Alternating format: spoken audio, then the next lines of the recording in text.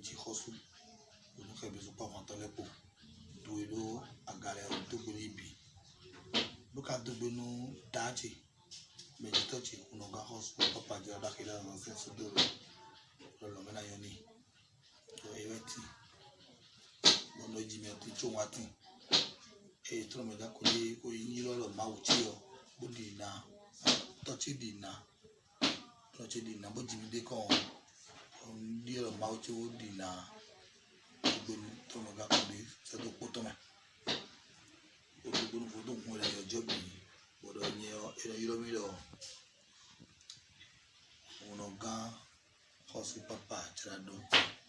Tchinagnon, Achida Zan Azancien, vi Tijino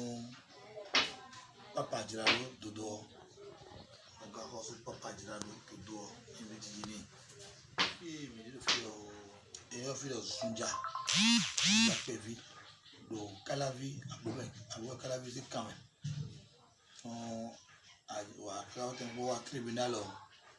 c'est niveau Carrefour satellite. Bon, nous avons prévu le Monogan, Djirado, Tchinagnon et l'Église catholique. Nous avons prévu aussi pour me faire un moment. Je vais vous aider date. Nous avons Papa Djirado et Samedi. Aux débuts de Fibo, de votre raconter. On a des conflits. Papa Djirado, d'aller y voir, tourner y te vivre. Non, et pas non mi de viton le o to bi non mo viton le o adan egbo bo ese o veta ti e viron ku ka mo vodon o gba tike de sunato lo gba tike ti o go si fi sunato lo gba tike no to prebe gba tike na e ga lo ye ga e fe vodon so e mo e fe bo mo vodon so Boudon, de Bozato et Boudon, on a Ganame, pour te veiller les Boan, Kaka, pour les Cobamon, on a gan Tidi, te veille 12 ou Bédi, au bleu, Papa Djirado et le Vaudon. Et Jimmy, fit à la vie de Vaudon, mais les Jimmy, tu l'as de Vaudon. Boka, pour le mépi de Vaudon, ça l'a pour que les Vaudon, bon, si vous avez un peu de bleu, tu es au bout de vie. Il y a un peu de bleu, tu es au bout de vie. Tu es au bout de vie. Tu es au bout de vie. Il file.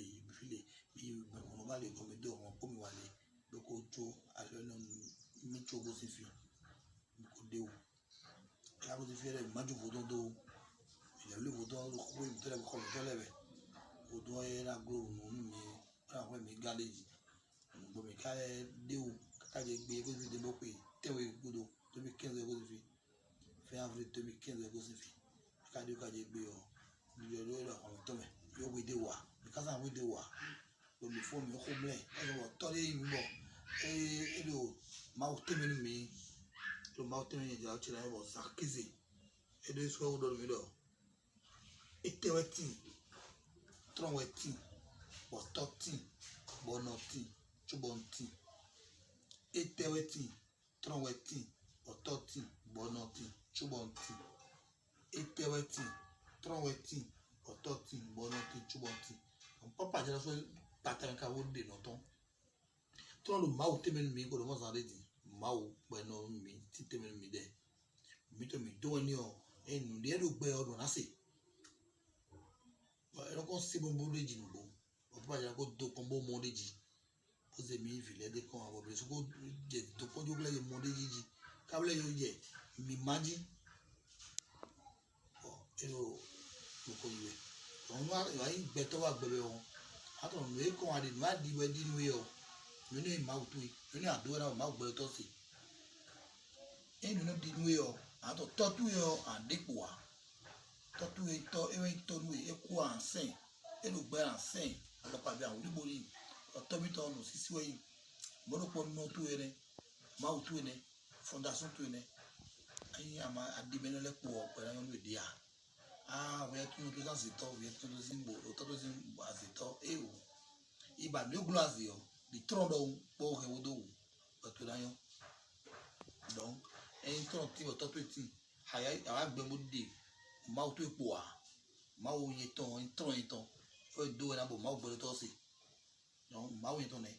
fodun jo amole bi pe to fodun le bi o message le ne ndi epo a bo de to ti epo a bo de ti epo gbe lo ayan mi mo ko pa jara ko mi mo le mo e ka di o ne to yin ayin si se no ayin malenu o to le lo mi ko ande o 18 bo to to 18 o to 18 me ade to to ko do bo era ko pe jo na pe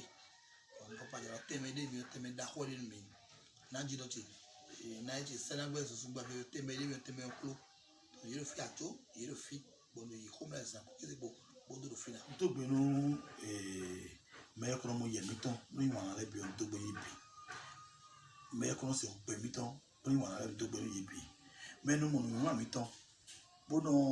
ko lo wa yin na le o to gbe yi bi bo le la che ni ye de yi to me ga kuma ni kun de konde yo da di ni ye ti do na yi ton kana do ko na do bo la ji po ara ji ka be to ji pe to fufu ve yi ila fuwa me a se bi nyawe me mo nu na mi to bo ran shem de ji o ase la judo me bo lo nyawe mo nu na mi to bo lo j'adore j'aime ça en pas chio pepepeo borale ko si yotono me kulo nyawe no kumera go to tro be no kumera ji to ni we khwa to ti ko ga ho so papa jula sin ko mi ho do ba che to e je ji fi fa na me biton la fa na me biton be si bene kaka go to gudu bio la fa me bi la mo fi o ya de fi tagba de fi o a o vi no kumera o to na ko fa do fi na bi mi tron vo ni e wo ko fi fa kan boka wa de ke nu wa e de ke nu vo do le po a o zo bo tron me ka kun de o e no na ali be mo to yi ke nu vo do le bi to le kon no go bo glace no go le pe e de ku to po a wo da so tron na bi zo na to pada ma o ko to e da ji po do ko bo da ni mesele o era ko a che da go do me bi ji o to re me ko yime mo ko fi fa kan no ko de da go do to ji mo fi de bo je o ifa ti kan ni ko era mo fifa to gba ke won se won me bi egbe o ye do me mi de ye do de bo mi no luté mi a ken do tv mi luté tv on na ho mo o mi a to lo suza me video do feto me o e suza de bo po ye do be o feto me moi douto et me fait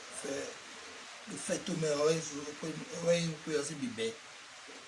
en janvier 1er janvier et là you voulez ça mais le fait tout mais moi douto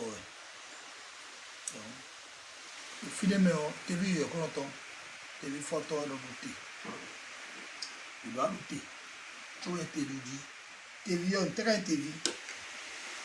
TV de web de yam TV TV no po e to po no so ji ko no de bi bia TV o beto lo wori so na tele no lo zuna ko yo lo to mo so ai ni bo e mo ko o ji mo do a mo do de mo a de TV ton total propodo ye vweni tevio bo eroze so ile aki kata to me aki do agbo en mani e bo ti yo ya lo le no te vodun de vodun te tu me ye teviji fa de vodun te ye teviji bo tro sa basa tevi ton tro lo o tevio no lo ke mo supo mi de mi TV fo bono asita so to dan semi a oto o mi a do te po bono khode o no fo eso no so TV no de po me voda ti ko no tere mi budo no cho mi ya khelu meji donc ay huno bono ye de lo me o ado ayin tata ba la bo po tu be ko ablo po tu be a e TV di po yo a no va va ta je di 30 no va va de meji a donc le tangameo a noté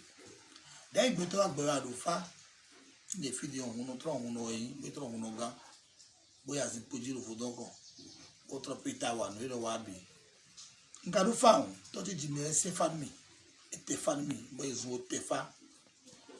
te tra na go fa te ka te o po do fa no te fa ti di fa ti ma o te ni a ko te do ya en do te po no un vile bitame oto un vile ma tombo do te do kudo bo do te do je ko no mileo tra moto choi bu ya khaiji bon ni la fe e pa won e la pacha e ya on go do te po no vodo se mo ni comedio ene te do po ne ko do fa sa di yo ya do te fa dada o fa na do le gba na do mi be te loji te vi yo ton te tanda me lo zonji no te ha yo no me do fale entre lo ka ho mi ado me la se ko bi la no po bo te do fale bi do fale ma se te fa mi tole me ma lo fa ko ton ko ko tombe o bo no e cho te vi ahi o te vi nda ko de go na ile o bo le te ho to me na e mo prome clinic po bo le no blue o TV e mo TV le dion ya te como naze assim tali senli sensino ablene be aze je lo so gunpo ami ropo bo do lo koji bo do ta lo koji si lo koji ami vomo pede je pede so gun le pede bra do de ele na lu TV bo ko bra o le bia de me quoi comment bi on te étant de trop comme de te contrôler bon de tenir ai file à moi là blo blo fina bon me bilan de jawana te tu vois me de l'autre te nous famille donc les bancs de te sabata dans on était comme un bébé et ne bon nous y a des badges de midi au te vieux nous on do et non on better don't way me khole bo TV no chite petolo mo yiwe on suda ko TV mo jenu kulu nya ka bo TV mo de ado dio kunwera baga aso ya ni ya we te o je na ya te do ba le ga ene on TV yo mo suda ko yin bo zo bo e ton ya mo ke no le bi no chite e mi amolo ke no ko le we no utu no fi bi be je no ton utu no je no ton do bo de ga utu yo no do yo uto meo uto ko joho onu bi lo se ni uti e ba ka ke bi de kere ke bo sa bo mo ko le abo to ti ya atande ma du ko no agbo me to ka no atana bo mi adana ya la bo mi aya mi ka so ke to azo bi ru do ko do na ko lo ko tele on danda meo ya tro mi a sette no fa me do me ma do fa di la blu bon ndo zan de ne la sette yo la senta dowe a 5 côté la scène a zebo sen e bo sele bo do kon je do poji sokun do poji ami vo do poji do po no je do po je ami vo de sokun de je de be ado de la de wo yo ya to ba do de mo je ado serisu bo do de to brazil bo sen bo da ya le boji o ya do de be be se do on to do ali pa o bien ali kandi ene bono ni ali la do mais dia e me un te bomba do fa un te bon ya fa do fa e mo ando moto do e o yo do bu sol do besanto va to fira bon troca na ko me do bira o tada on troca on tada me bira do te o do to ko no sa pata veni o e zete khomeni da veni zete khomeni e o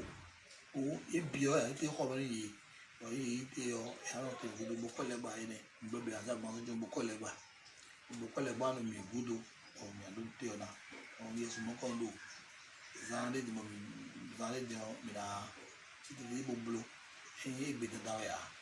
mais là, dans un tombeau bleu, mon corps, ton bleu. Il n'était pas seul, il était accompagné de Rounon Sédébé, qui donne aussi ses points de vue après s'être présenté à nous.